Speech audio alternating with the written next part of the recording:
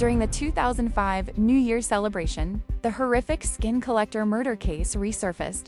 Dr. Walter "Wally" Sloan, a forensic pathologist on the brink of retirement, volunteered to join the specialized task force.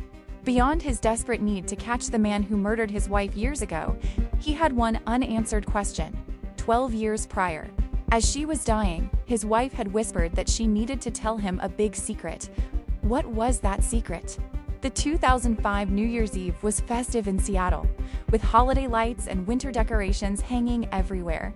At a popular spot in the Georgetown district, a steady stream of people came for the New Year's countdown and fireworks viewing. Late that night, a homeless man sifted through discarded food and party favors. He thought luck was on his side. He found plenty of food and drinks and even a new leather jacket. Just as the clock struck midnight and fireworks exploded across the sky, illuminating the city, the homeless man looked down in horror. The jacket he was wearing was a piece of human skin. A blood-curdling scream shattered the night. The police immediately swarmed the scene, led by the newly appointed homicide captain, Vince Foster. Captain Foster had witnessed countless gruesome cases, but the sight before him still made him shudder. Lanterns made of human body parts, a vest sewn from human skin, even the bowls and plates were crafted from flesh. Mutilated body segments were buried in the flower beds. The killer seemed to be celebrating the new year with a human carcass. The case rocked the entire city. Reporters crowded the precinct gates. Directives poured in from above, wearing Captain Foster down. He had just transferred to Seattle. This was his first case since taking command and the most difficult challenge of his career. Based on experience, dismemberment crimes are usually committed by acquaintances. If the victim's identity could be confirmed, the case would be half solved. But this time, the body had been processed into objects, and characteristic bones were removed, making identification virtually impossible. The killer was not only ruthless, but highly knowledgeable in anatomy and possessed strong counter-forensic skills. The team's younger medical examiners were stumped. Foster appealed to his superiors, hoping to bring in top experts, but everyone was tied up with other high-profile cases. As he despaired, an old man showed up, asking to join the investigation. It was Dr. Walter Sloan, the retired chief ME of the Bureau. At first glance, he was disheveled, with a scraggly gray beard, smelling strongly of alcohol, his right hand trembling incessantly. Had it not been for his official paperwork, Captain Foster would have thought he was a drunken nuisance. Foster tried to dismiss him, but the chief of police personally intervened, guaranteeing Dr. Sloan's expertise was impeccable. Left with no choice, Foster allowed the long shot, hoping for a miracle. Days passed without results. Foster, anxious, went looking for the doctor and stumbled upon a horrifying scene. Dr. Sloan was putting body fragments into a pressure cooker to boil. As the white steam rose, he smelled it and took a swig of liquor. Foster exploded. "Is this what you meant by having a solid grasp on the case?" Dr. Sloan ignored him and continued his work. He used alcohol to degrease the bones, carefully examining the surface roughness before delivering his conclusion. The victim was a female, around 45 years old, about 5 feet 7 inches tall, weighing no more than 145 pounds. He explained the killer knew the ribs and sternum could determine age, so he removed them, confusing the younger MEs. But the pubic bone is the most accurate part, least affected by external factors. He boiled the bone in the pressure cooker to strip off soft tissue. The age margin of error is no more than 2 years. Foster began to admire him, but immediately after, Dr. Sloan ran off, clutching his stomach and violently vomiting. Foster was puzzled. "Why would a seasoned me like him throw up?" the chief exclaimed. "It's a psychological shadow. This isn't the first time he's handled this case." 12 years ago, in 1993, a towboat got its propeller tangled in the Cedar River. When the workers dove down, they found the obstruction was a sheet of human skin. Nearby, other body parts were found. Dr. Sloan then also used a pressure cooker to boil the bones to determine the victim's identity. The deeper he investigated, the more numb he became. The victim was his wife, Eleanor. Preoccupied with his work, he hadn't noticed she had been missing for days. Since then, every time he boils bones, he vomits. After that, Seattle saw a string of similar skin collector murders. All victims were middle-aged women, their skin fashioned into jackets. The killer then disappeared for 12 years. But Dr. Sloan never gave up. When he heard the skinning murders had returned, he repeatedly requested to rejoin the task force, determined to catch his wife's killer.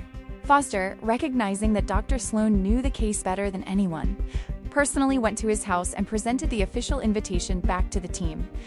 Dr. Sloan helped narrow the scope of identification, allowing the police to issue a citywide bulletin. But no one knew the victim. There were no witnesses. The clues stalled. The entire team was discouraged, but Foster and Dr. Sloan remained resolute. No crime is perfect. Finally, Dr. Sloan discovered traces of an unusual chemical on the body, sulfuric acid. He deduced that the body fragments found amounted to only about 1/10 of the total. The rest might have been dissolved in acid and flushed down the sewer. Foster questioned, if the killer wanted to destroy the body, why not dissolve it all? Why discard a part? Dr. Sloan hypothesized that the pipes might have clogged, forcing the killer to discard the remainder. The investigative team immediately shifted focus to checking the city's entire sewage system. It was a filthy, horrible job sewage, trash, insects, and overwhelming stench. Foster and Dr. Sloan descended into the sewers. Staring at the thick black water, Dr. Sloan's eyes burned. 12 years ago, his wife was likely dumped in a place like this. They searched everywhere with repeated negative results, but did not give up. Finally, in the Rainier Valley neighborhood, a poor, damp area teeming with rats, the sewer was unexpectedly and unusually clean. This oddity caught Foster's attention. Records showed the area hadn't been cleaned in a year. Why was the sewer spotless? They immediately went to inspect, taking samples scraped from the pipe walls back for testing. The results? DNA matched the victim. This proved that Rainier Valley was the initial crime scene. Foster ordered a comprehensive lockdown of the area. A landlord reported that a middle-aged man had recently rented a place.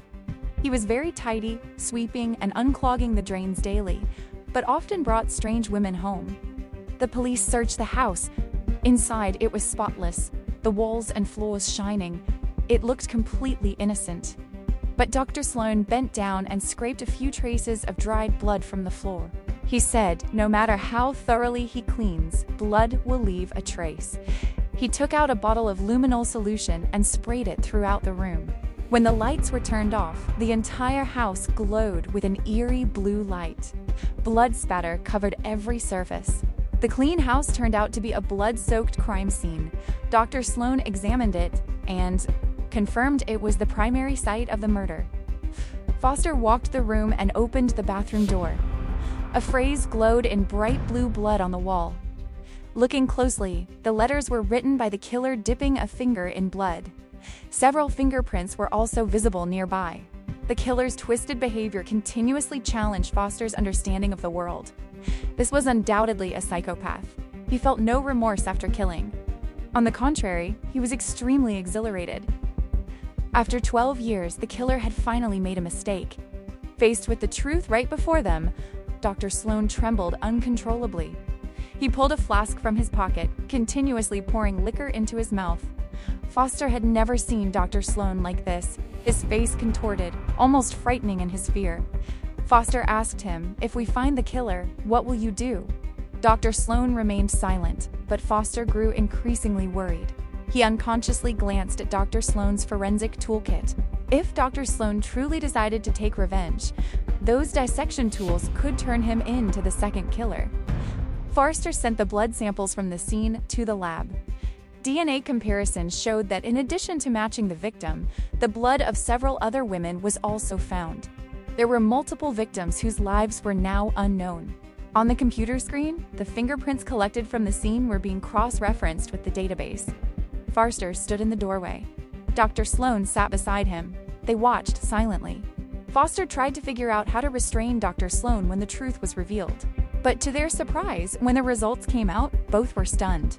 The owner of the fingerprints was a local deputy director of tax compliance, a woman nearing 50 named Evelyn Brown. A deputy director was the psychopathic killer? After an on-site investigation, they immediately dismissed that irrational thought. Foster and Dr. Sloan sought out Evelyn Brown's husband, informing him that his wife might have been in danger. Surprisingly, the husband showed no concern. A middle-aged man has 3 blessings: getting rich through corruption, getting promoted, and losing his wife. My wife is missing? Great.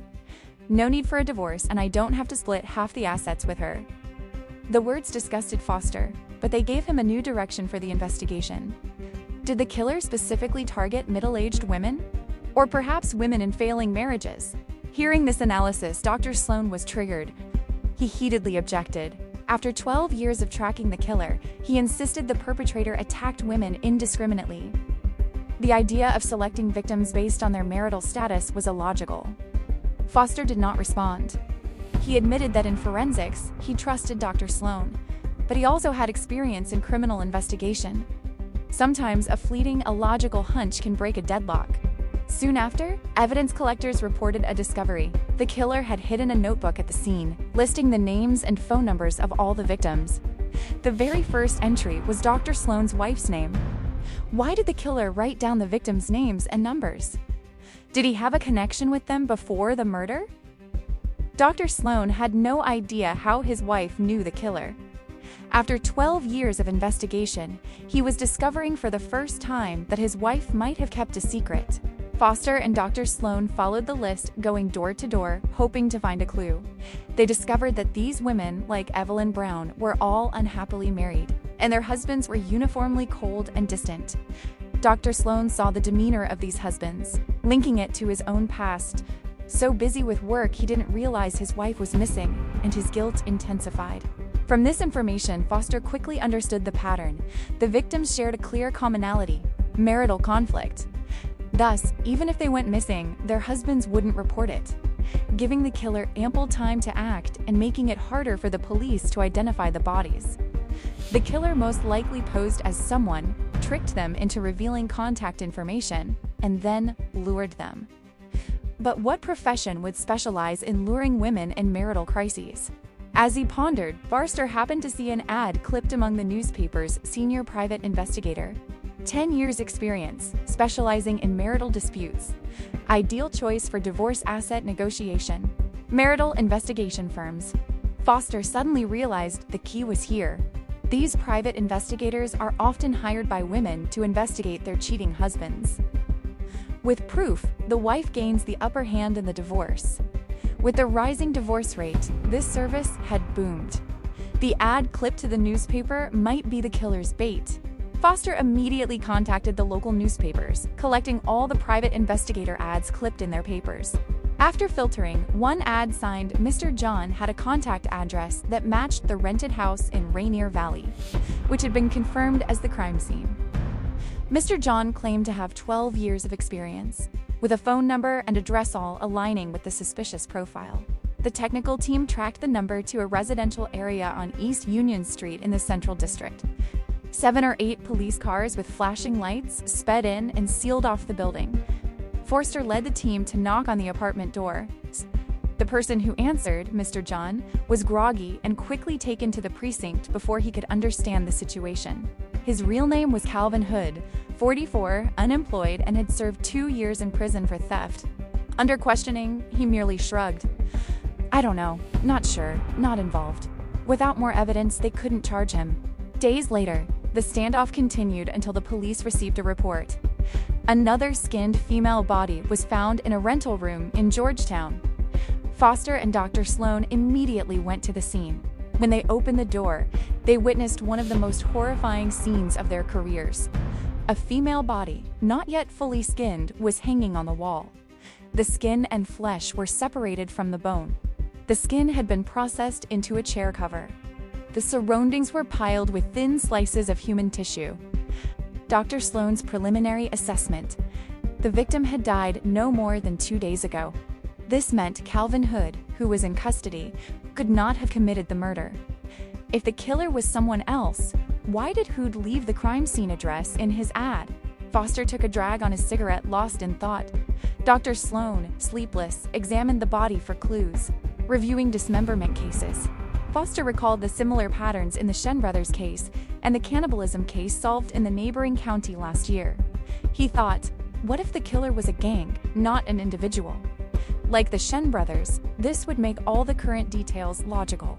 They immediately gathered Calvin Hood's records to investigate his social network. Indeed, during his 2 years in prison, Hood became acquainted with Sam Miller and Tom Ying. These two had been imprisoned 12 years prior and were released just last year.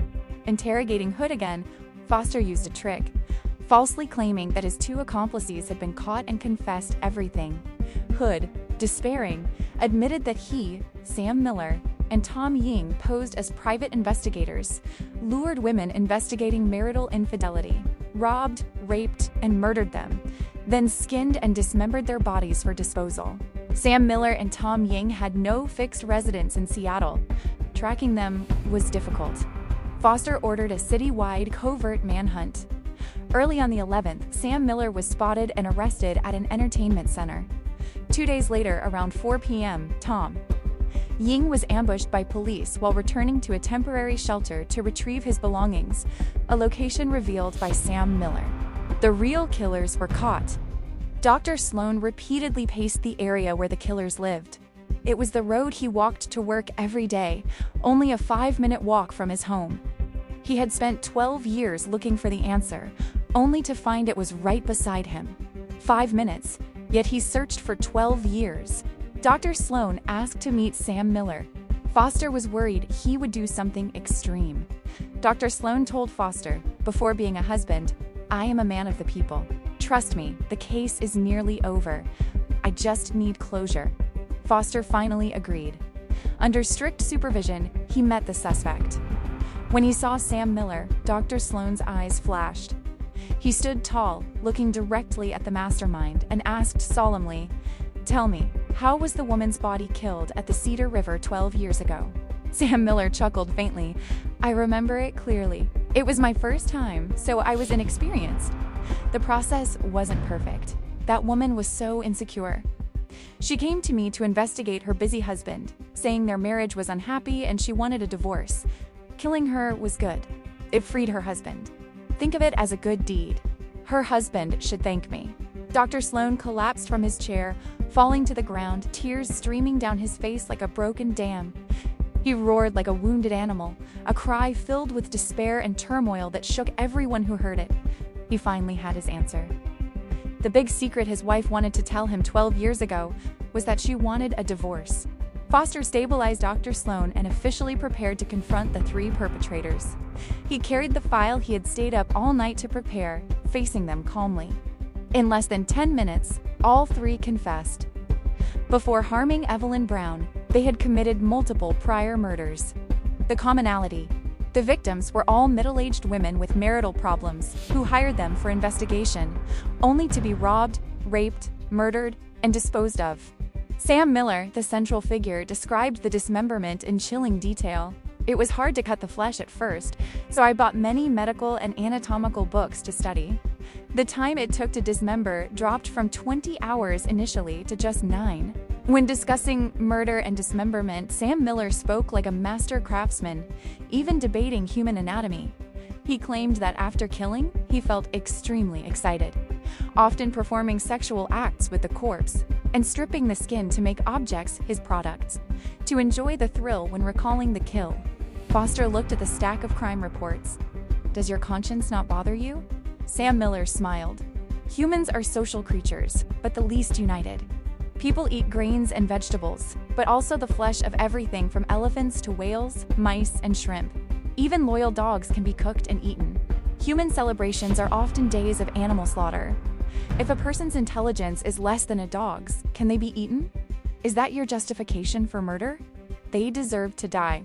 Hearing this, Foster understood the evil that sought not only to kill, but also to destroy the victim's soul. Concluding the case, Foster couldn't restrain his feelings. Kill them. Killing these 3 100 times wouldn't be enough to satisfy justice. On April 25, 2006, the court delivered its verdict for intentional homicide and robbery. The 3 were sentenced to death, deprived of civil rights for life, and fined. During the appeal period, none appealed. The Supreme Court of Washington convened an appeals court, where the 3 devils all confessed without dispute. The day they were escorted to the execution grounds, Dr. Sloan went to his wife's grave. In that moment, he felt no relief, as he had imagined. Instead, a sense of immense regret washed over him. From now on, he could no longer hide behind the excuse of revenge to avoid his own guilt. He realized that the person who made his wife feel insecure, desperate, and silently walk toward her death was not only the killer, but also the indifferent and cold husband he once was himself.